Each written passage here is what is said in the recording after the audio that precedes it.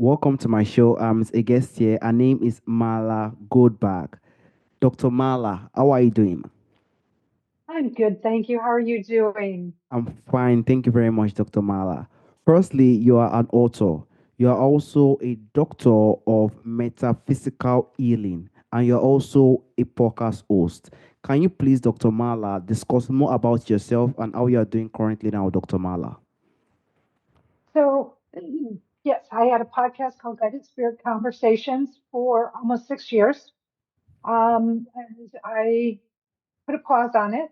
I put a pin in it for a minute, so I'm not quite sure if I'm going to resurrect it or not. I have a best-selling book, as an author, and it's called My Fucking Long Journey to Loving Yourself: A Guide to a Shorter Path. I'm a doctor of metaphysical healing, non-denominational minister, psychic medium. I'm also an artist, and so that's my professional CV. All right, thank you so much for the insights, Dr. Marla. And I would like to also dive to your book, which is the best-selling author, if I'm correct. Can you please, Dr. Marla, discuss more on that book? And do you have more book you're also planning to write in the coming future, Dr. Marla? I am in the process of writing a book. It's going to take, it's going to be comprehensive, so it's going to be much bigger than my current book. So my current book it's an autobiographical story of my life, but more because of the mistakes I've made in my life and the wounds I had, and how at a certain point I did a 180 through my spiritual path, through energy healing. So as I was learning how to heal others, my teacher was like, you have to clean your own closets out before you can help anybody else clean theirs. So I had to do a lot of self introspection work, lots of work to heal, and how to love myself. So this book shares this life journey. And then in the back of the book, I share 14 of the most, I thought, powerful techniques, tips, tools, and techniques that helped me in my journey. So hopefully it will help others in their journey. That is very, very lovely and inspiring, Dr. Mala. Having an experience and giving it to others shows that one doesn't want that experience to come over, someone again. So one want to try his or her best to make a better place in terms of those situations so that the person will know how to counter it. So that is a very, very inspiring writing from experience. Thank you so much for that book and the book you're planning to write now, Dr. Mala. I would like to dive to the point of choice. Dr. Mala, Yes. you and I will agree that any choice anyone make could impact someone in a very, very long way. Choice is very powerful. When the mind say, I want to do this, it could impact hundreds of things. So choice is a very powerful thing. So I would like to dive to that point of choice. What do you think the power of choice really mean in your own perspective, Dr. Mala? And how do you think it relates to personal growth and success, Dr. Mala? So to answer your first question, personal choice. Um, how does it affect people? Well, a lot of times when you've been brought up with, which most of us have, with dysfunction, repression, you have a very dominating family, or you go the other way where they don't care at all. And so you don't get directions and guidance from your family, either because they don't know it, or they don't want to be bothered with it, or they don't have time for it. And so you're on your own using your own devices. Well, and you always talk about me as because that's an issue of mine. It was, and now I'm healed from it. But I would make the same types of choices over and over again, and it would always affect me badly. And the reason being is because of my wounds, my internal, my emotional, not physical, but my emotional wounds. Um, and I kept, justifying these bad choices to myself and other people. But here's the reality: the result of the choice you make, what the outcome is, that is based on what's going on internally. So if you keep making the same choices and they're not doing you well. They're not good for you. It's important to go, okay, wait a second. Why? Why do, am I making the same choices? And okay, why am I making choices that aren't going to support me or help me? Um, and a lot of times people feel they don't have any other choice, but they do have a choice. Everyone has a choice to be better, to be kinder, to be grateful. They have, the choice to change their life. There's circumstances. So, in metaphysics, you're taught that before you reincarnated, you are given scenarios of life with parents and siblings and life experiences that your soul needs to have. And we come down, but so then we get born and we're given amnesia and we don't understand what we're doing. But all of these things take into account the choices. So bad choices are not made to keep you stuck or to give you bad self-esteem. When you make a choice that doesn't serve you, this is your opportunity to change things for yourself.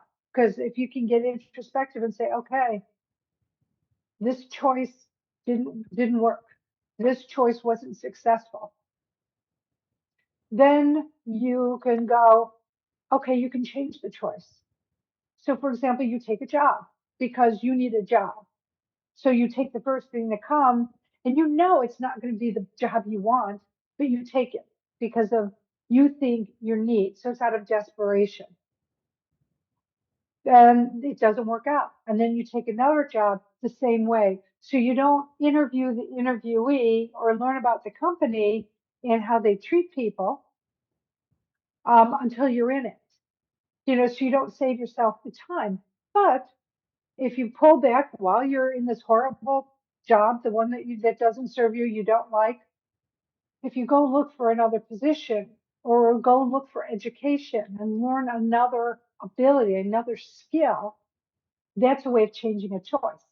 And then when you start looking for another position, maybe it's not so much out of desperation, it's more out of inspiration and aspiration to do something different, do something better with your new skills.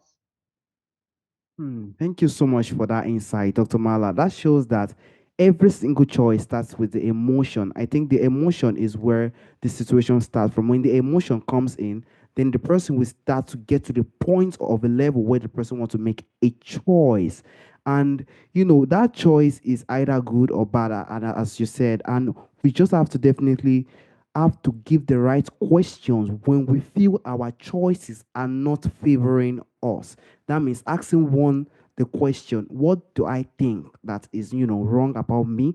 What do I think I need to shift or change? Then if that changes can come on, then definitely the improvement can definitely work. And that would definitely help someone to make a better choices and a more positive choices. Now, I would like to dive to the point of development.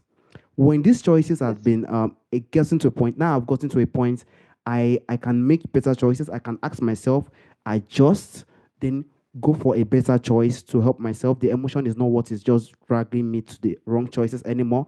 How do you think someone can develop that confidence to also trust that decision they are making, Dr. Marla?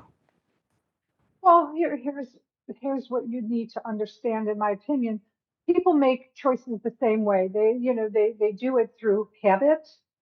They do it um, because of how they're conditioned or how they believe about themselves. So there's different ways, and yes, they all come down to emotion. I mean, no matter how you do it, no matter how strategic you are, there's always an element of emotion in it.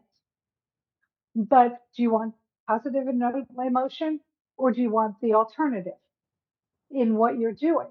And it's so how you think about it. So, for example, you need a new car. And so, do you get a pre owned car? Do you get a brand new car? Well, of course, part of that is what you can afford, but then you have cash to buy. Let's say you have $20,000. I'm just using this as an example. to give to pay for a car. But somebody talks you into doing a financing, no, keep your money, pay us, and then they charge you interest. Why? It's not for your better good, right? It's for their better good. So how do you sort of like make the choice? No, thank you. I'm going to do this because this is what I plan to do. And then, yes, you put your money into it, but then you're not paying interest rates that could really be detrimental in the long run. About Dr. the Marla, emotion. I completely agree. It definitely makes sense. So that's, getting to get the right job will definitely help to build that confidence to trust that decision. When I know, okay, this is where I want to go, okay, I can build that area to trust that decision that that person wants to definitely make. And I also like to dive to the point of people who are in the point of self-sabotaging, or have self-sabotaging behavior.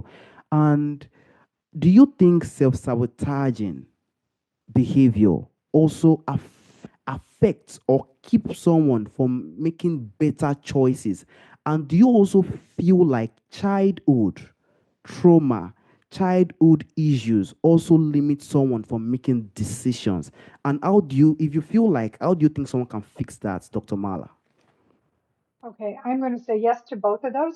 Yes, stuff, childhood trauma, and low self-esteem, and low self-confidence are elements that will self-sabotage your, your ability to make confident, healthy choices. They all will. And again, in my book, it shows all the bad, low self-esteem, the low, I had low self-confidence, though you would never guess it by talking to me, but I did.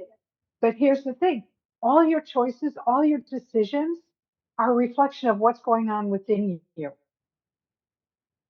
I'm going to say it again. All your choices, all your decisions are a reflection of what is going on internally with your traumas, your wounds. Many of us have been emotionally abused. We've been called names. We've been criticized. And you have a choice. Here's the choice situation. You have a choice to believe what this person is saying, or you have a choice to say, no, no, no, that's not who I am. This is about you. This isn't about me. And then when you start, healing and believing that what their criticisms, their judgments, they put people in boxes because they feel in a box, right? This does affect your decision making abilities, and you don't make healthy decisions for yourself. You don't make those healthy choices. When you start doing internal work and start healing those wounds, building your confidence, building your self esteem, learning how to love yourself. You will then, and having boundaries, because boundaries is huge in learning to love yourself. I believe you will start making better, stronger choices for yourself, or you will get out of them sooner before they can affect you more deeply or have that domino effect and affect the other people in your life that it will affect. Definitely, Dr. Mala. It definitely makes sense. That shows that everything starts from the mind.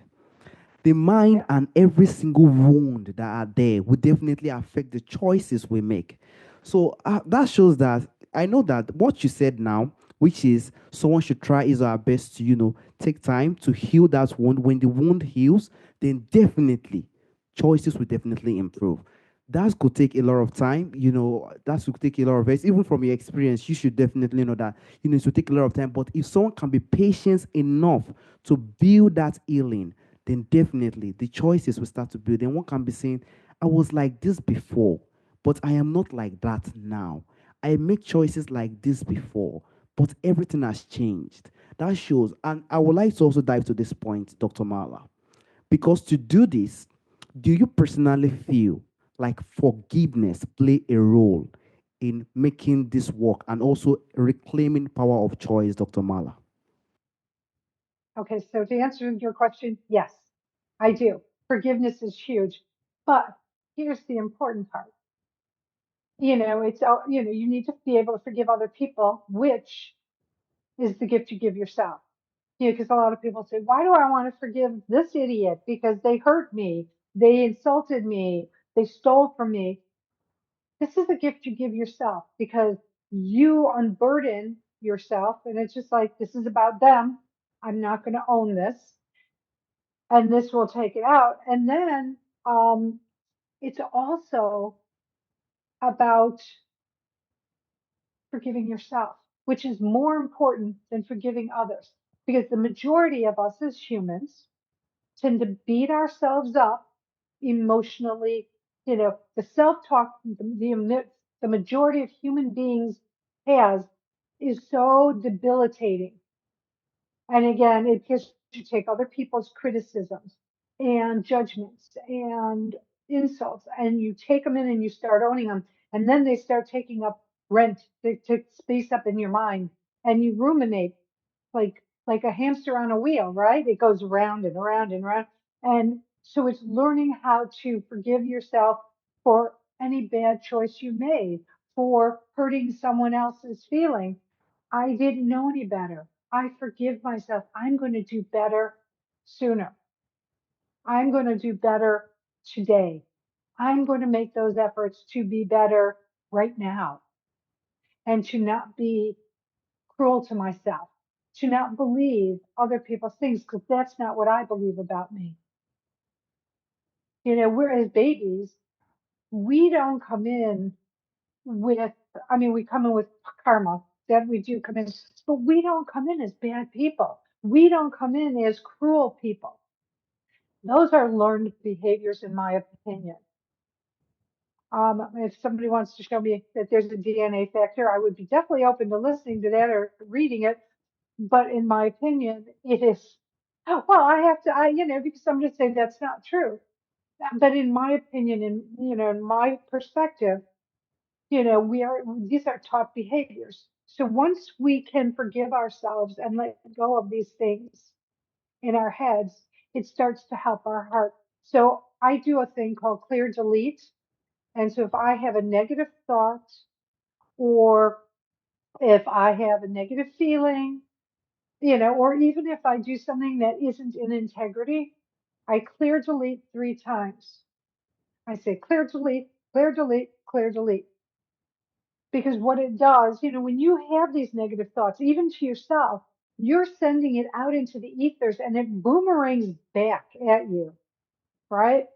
And you don't want that. So you want to stop it whenever you realize you've done it. So you go clear delete, clear delete, clear delete. Powerful, in my opinion. The second thing to help people in their healing process, especially if they feel like there is not enough.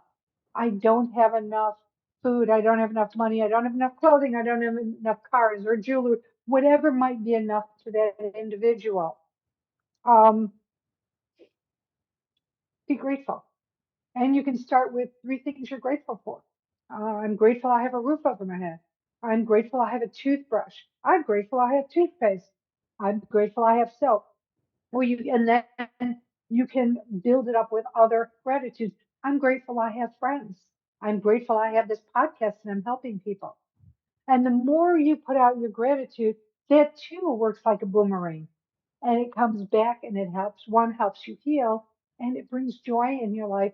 And it opens you up to know that if you're grateful for this, spirit will work and bring you more of what you're grateful for. If you talk about all this negative stuff in your head, guess what you get? More negative crap. I'm sorry to be so direct like that, but it's true. What you put out, you get back. Energetic, that's the law of energy. If it, if, so I hope that's a helpful answer for your listening audience. Yes, it's also a very helpful answer for me myself as a very young person. Thank you so much for that insight. That shows that this body is just flows like an energy. It goes and it's come. And I definitely really like the area you said forgiving oneself is very more important. Because if someone doesn't forgive his or herself, then that negative thought is still going to be coming around and it's going to be giving control over every single choices that person makes. So if someone can just let go of his or herself anything that has been done, then someone can learn how to now use that emotion to bring in positive energy into the mind, Yeah. then continue giving that mind positive energy, then definitely when it continues to receive positive, then the body starts to heal, everything starts to calm, and it will just happen like magic. Choices starts to change, and that is where everything starts to improve in one life. And definitely, we definitely to also agree that we have to also continue to build ourselves in terms of what we think about ourselves. That also play a very definitely big role. So definitely, we definitely hope that this development will definitely help that person in bringing more choices that will help his or her life in the coming future. Thank you so much for those insights, Dr. Marla. Dr. Marla, there's a question I normally ask during the end of the show, Dr. Marla. From Yes. the forefathers, there are a lot of beautiful things that do exist during our forefathers' time, and a lot of it are missing in our time today. If there is anyone or anything you would like to bring back to our time today, Dr. Marla, what do you think that thing will be, Dr. Marla? I don't know if it's from the forefathers, but what I would like to bring, in this is be kind, kindness to others. We are not kind enough to other people. We're not kind enough to animals, domesticated animals. We're not even kind enough to the animals we kill for food. Because don't forget, if an animal is killed for food, which we eat meat, we eat chicken, we eat fish, um, how it happens makes a difference because if they feel fear in their tissues, in their DNA, there's fear, and guess what we end up eating? End up eating fear. So I believe that there's not enough kindness in this world, um, and in a way generosity. And I'm not talking about just financial generosity, generosity of the heart, generosity to be assistant to somebody who might not be able to do something for themselves, or like their hands are full. Opening up a door is a generous act, costs nothing, but it's generosity. And guess what? All these things come back in different kinds of ways. So I would like to see people being kinder to other people, being more humane to other people and to other living things. Um, and really, I feel that that would make a great strides in shifting the human consciousness. Completely agree, Dr. Marla. That definitely goes back to the point that every single one of us should treat every single person we see in the way we want to be treated. Definitely. Yeah. If this world can be like that, in fact, everything will be normalized because one unkindness or someone not kind affects a lot of people in one or two ways that that person might not even know. So when kindness come in, even someone that feels like he or she is not even seeing things, when he sees that kindness, in fact, it's just going to improve and make the person know that so someone like this even exists. Kindness bring humane, it's bring this kind of humility to someone that definitely helps. It brings peace, and it's definitely something that we need in our time. We definitely need it to continue to come back so that there will be more people that will definitely be more happier and more, just more living a life of engagement in the life of comfort. I want to also sincerely thank you, Dr. Mala, for the time, for the opportunity you've given to me and the audience. It's meant a lot to me. Thank you so much, Dr. Mala. Thank you. And have a wonderful life experience. Have a wonderful journey in this life. Make it the most you can make it. Exactly. Have a wonderful day, Dr. Mala. Bye bye. Bye.